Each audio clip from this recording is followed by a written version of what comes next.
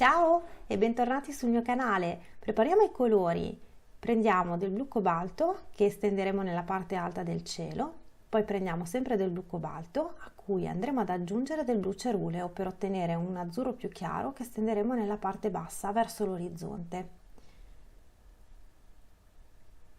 Prendiamo poi sempre del blu cobalto a cui andiamo ad aggiungere un pochino di lacca di Garanza rosa, otteniamo un violetto che andiamo a trasformare in un grigio melanzana, un color melanzana scuro, aggiungendo una puntina di terra di siena bruciata.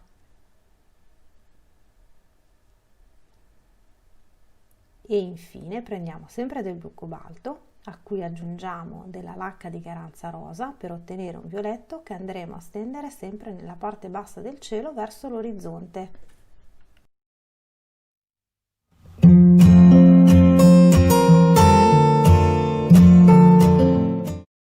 A questo punto siamo proprio pronti per partire. Con un pennello piatto vado a bagnare in maniera uniforme tutta l'area del cielo. Parto dall'alto, mi muovo verso il basso con delle pennellate trasversali a tutto il foglio e faccio attenzione ad inumidire in maniera uniforme tutta l'area che poi dovrò andare a dipingere. Non devo avere delle zone in cui l'acqua potrà ristagnare formando delle pozzanghere, ma non dovrò nemmeno avere delle zone asciutte in cui l'acqua non sarà arrivata per niente.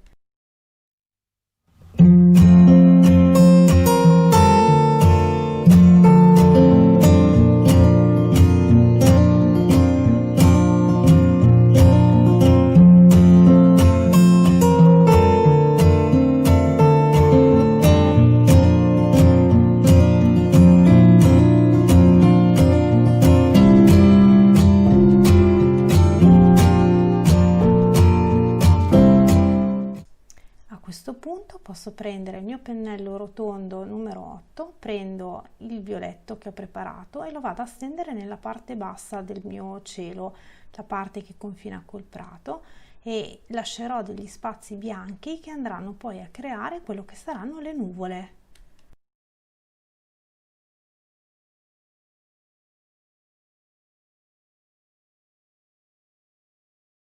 Con la punta del pennello vado a creare delle nuvole basse sull'orizzonte e poi sciacquo il mio pennello e inumidisco bene il foglio, vado a prendere del blu ceruleo, lascio sempre un pochino di spazio tra una velatura e l'altra e incomincio a spostarmi verso l'alto. Anche qui gli spazi bianchi mi serviranno poi per definire quelle che saranno le nuvole basse sull'orizzonte.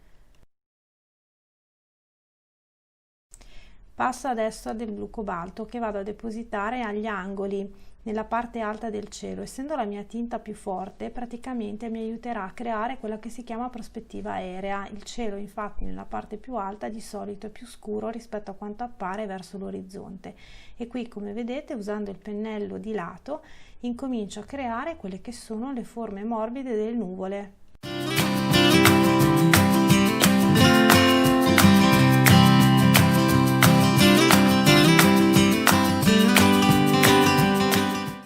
Prendo adesso il mio pennello più piccolo che ha un numero 4, ha una buona punta, lo bagno e lo sciacquo più che altro perché potrebbe essere sporco di un colore che sta usando in precedenza, e poi vado a prendere il mio grigio violetto che avevo preparato e dove lo vado a mettere? Nella parte più bassa delle nuvole con dei puntini che mi danno l'idea di ciuffi morbidi più scuri che accompagnano la forma della nuvola nella sua parte inferiore.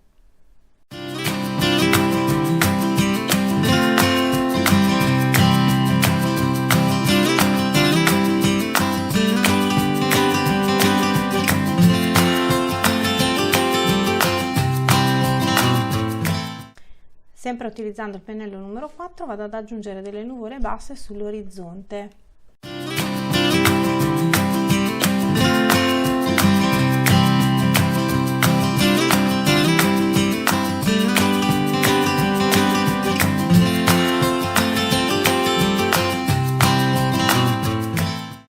Per dare poi una maggiore profondità alle nuvole preparo una nuova miscela di grigio utilizzando sempre del blu cobalto, della terra di siena bruciata e un pochino di lacca di Garanza rosa.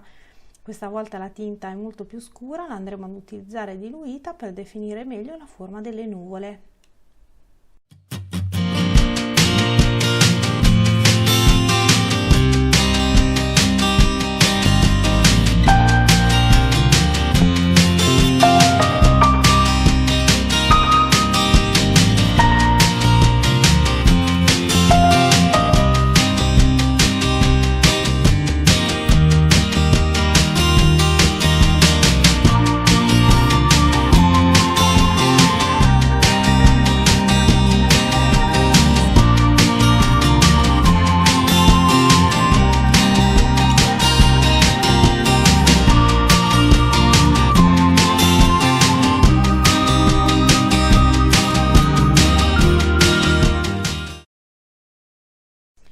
A questo punto, utilizzando il pennello asciutto, andrò ad asportare un pochino di colore per dare maggiore luce alla nuvola e poi lo vado a sciacquare, lo asciugo un pochino e poi vado ad asportare il colore per aggiustare la forma delle nuvole finché non sarà di mio gradimento.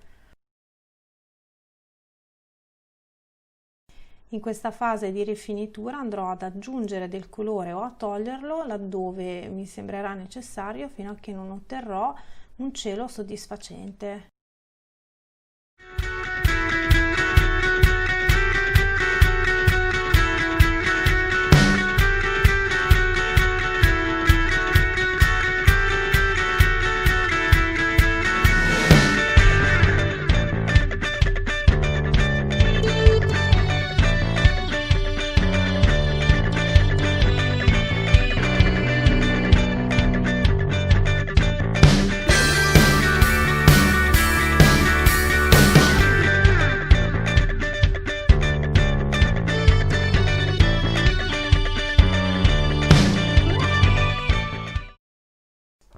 A questo punto non vi resta che fare pratica. Vi ringrazio per aver guardato questo tutorial. Se l'avete trovato interessante lasciate un like e se vi interessa ricevere altri video come questi iscrivetevi al canale e attivate la campanella. Alla prossima!